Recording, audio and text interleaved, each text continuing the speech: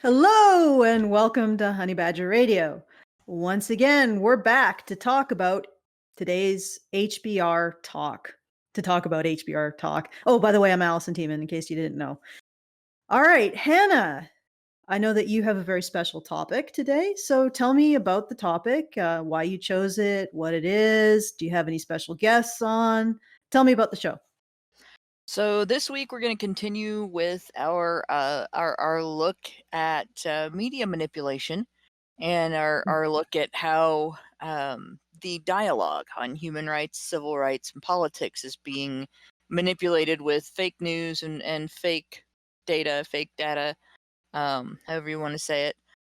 With looking at in particular how the mainstream media or the establishment media twists data to suit their agenda. So we talked a little bit about general manipulation in the media, and we talked about general manipulation in research. But have you ever noticed how when you see a new study come out in relation to, say, a grievance area, there will be dramatically different conclusions described for the study, depending on whether you're looking at maybe left-wing or right-wing media, whether you're looking at religious or non-religious media, whether you're looking at feminist or non-feminist media, and so on. For instance, when we looked at the NISVS, the National Intimate Partner and Sexual Violence Survey from I remember the that. Centers for Disease Control, we found dramatically different conclusions than feminists did, and then the mainstream press. So I want to talk about how the mainstream media and how media in general sort of facilitates the use of research as sort of a, like, well, we're citing research, so what we've said is true, and you can't necessarily believe that. And how they end up fooling people by using research as a springboard for false narratives. So this is basically a step further. You talked about how research is manipulated in order to create a false impression, and now you're saying how they take the research and then change the interpretation of it in order to further that false Right, impression. exactly. That sounds So like yeah. a very important topic to cover. And definitely timely considering the amount of polarization and the inability for people to actually agree on something that's happening. And I can use an example that I've recently come across. That's very it's I monitor Twitter. I'm on Twitter and I look at my feed, and I actually have a number of different people I follow who don't necessarily align with me with my politics. I don't even know what my politics really are, but in my opinion, the only real politics are the relationship between men and women and how we structure men and women's identity. But however, there are people on the left, there are people on the right in my Twitter feed, and I find it fascinating to watch how they interpret things differently. So, for example, recently there was I believe, a Black Lives Matter parade, or not parade. Apologies. I'm slightly sarcastic when I use the word parade. There was a Black Lives Matter protest, and the protesters, and I think at the point where they started to do this, they might have become rioters.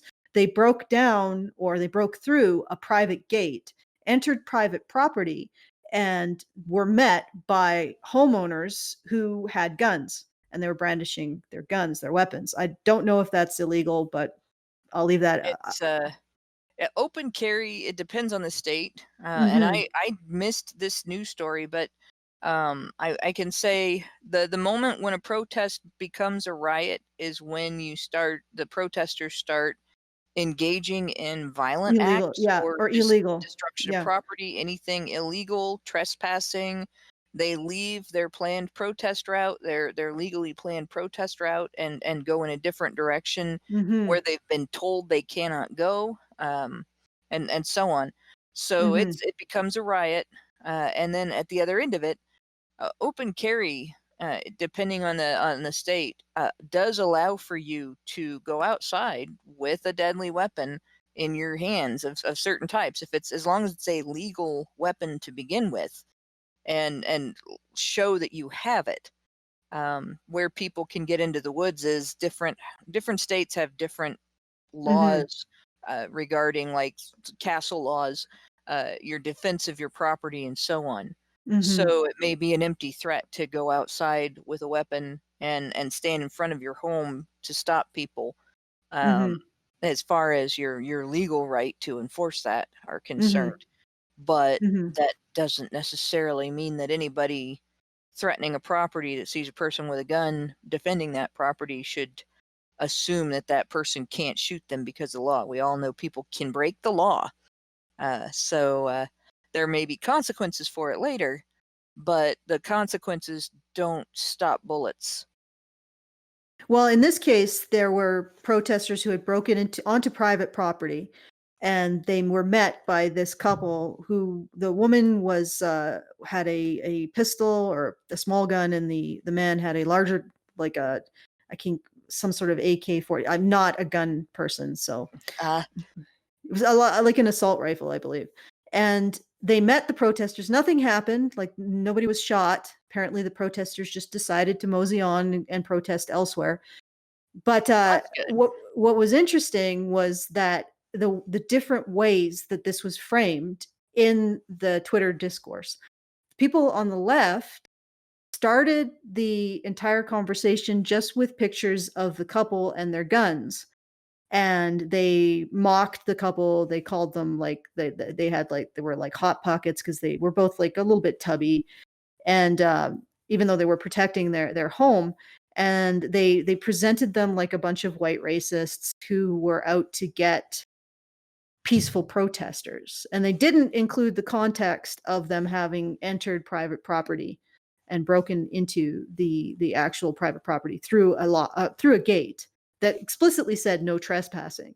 So Yeah, they omitted that context. And then, the moment that you do that, that you break in someplace, you are no longer being peaceful. yeah, and when I first saw this, I was like, wow, that's I thought these two people were being very extreme in their behavior. If it was just a bunch of protesters walking past their house and they were brandishing guns at them. So without the context, it makes their behavior seem very extreme. And again, the first instance that I saw, or I was made aware of this having happened, it was actually a retweet or by one of the people that I follow who is more on the left or more liberal. And the first impression that I got was, wow, maybe these two people are racists who are not interested in allowing a peaceful protest or a peaceful demonstration. And then I found the additional context from people on the right, and it really changed the entire story. And I was like, well, this is evidence, or this is an example of how you take the same incident and you reframe it in different ways. You start at different points in time. You start at the gate being broken in, you get a different impression. You start at the as the protesters walking past the house, you get a different impression. You don't know the gate is broken in, you get a different impression. So it's like where you decide to start the story changes the story. What you decide to emphasize changes the story. What you decide, how you decide to frame the story changes the story, which I think ties into what you want to look at Yep. today. Yeah. Yeah, that Okay. story could even start with previous news reporting on these protests, where you have left and right wing news Mhm. printing dramatically different accounts, publishing Mhm. dramatically different accounts. So, like, right down to, we talked about in the previous episode on the news media, CNN uh, had video where a news anchor was calling the protests peaceful while standing in front of a building they had set on fire. Mhm.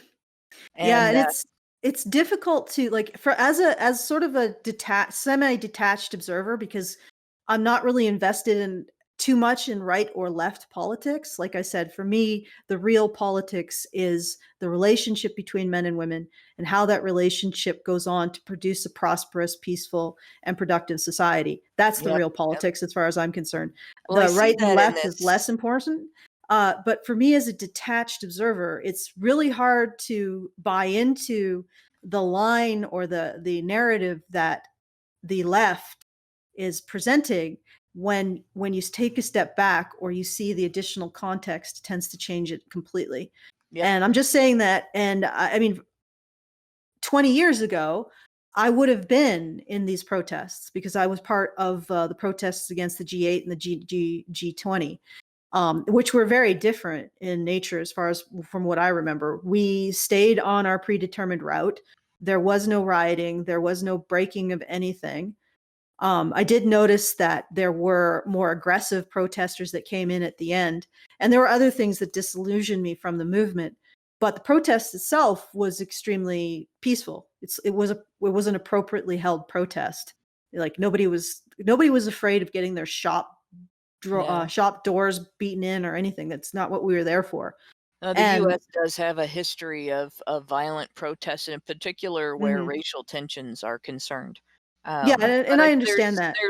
there's another, even the racial issue still boils down to a degree to men and women, Hmm. and part of that is what we're seeing right now isn't strictly racial. It's racial and class and gender, and it all Hmm. boils down to we have a body of not real research, but basically we have fake news, we have fake research uh, that has created fake narratives that Hmm. basically tell the men of America that America's a terrible place for women to live, that Hmm. we're oppressed here, that we're suffering, that we have um, demanded to make changes in our country for our benefit, and in particular,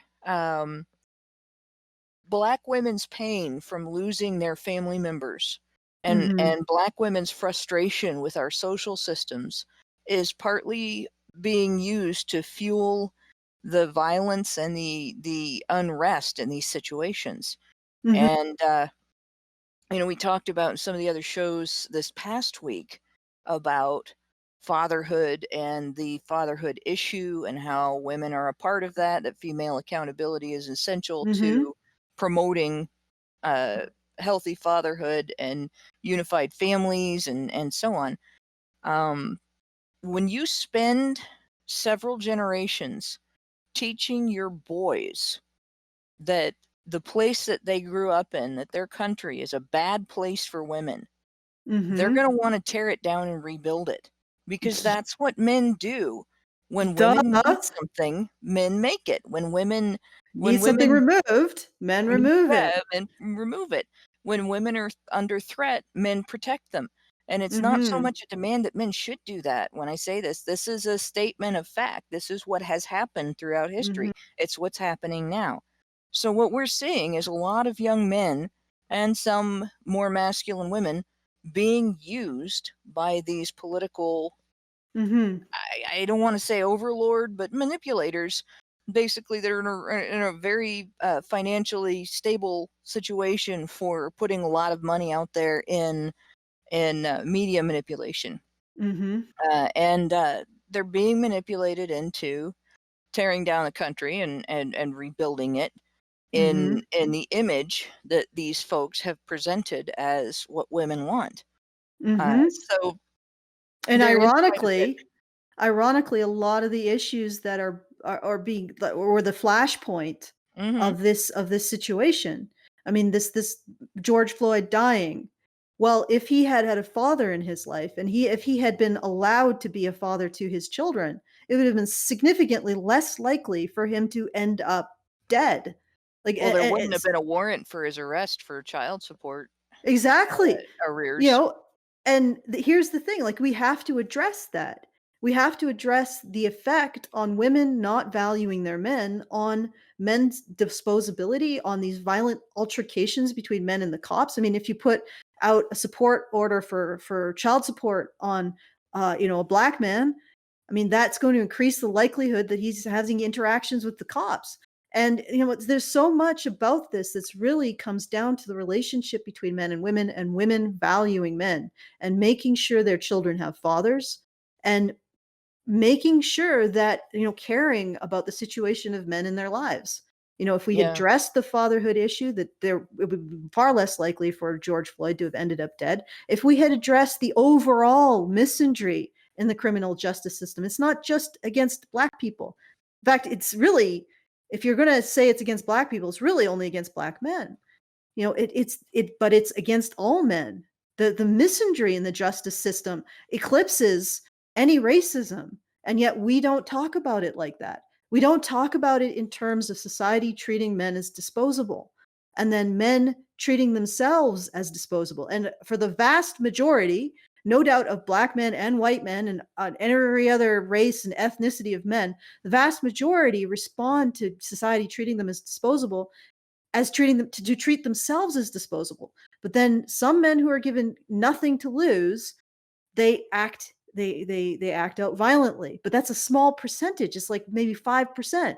So for every 20 men who kill themselves, one man will kill somebody other than themselves. So it's like you have to deal with this. You have to deal with how the relationship between men and women are causing these problems, or you'll never move the needle on these issues, on these social issues.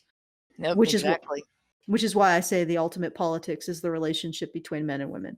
So if you want to hear more about how things get framed in different ways in order to be deceptive, about how the context changes, how media changes the context, or particular political groups change the context of things in order to completely change the message of research, of stories, of anecdotes, then please click the link here. This really triggers my dyslexia doing this. So right here, this is a true test of intellect right here. Like, oh my God, I'm expending every single one of my IQ points doing this. All right, point your mouse to here and click to get to the extended discussion of these issues. And have a wonderful day, my lovely specimens. And thank you for your kind attention.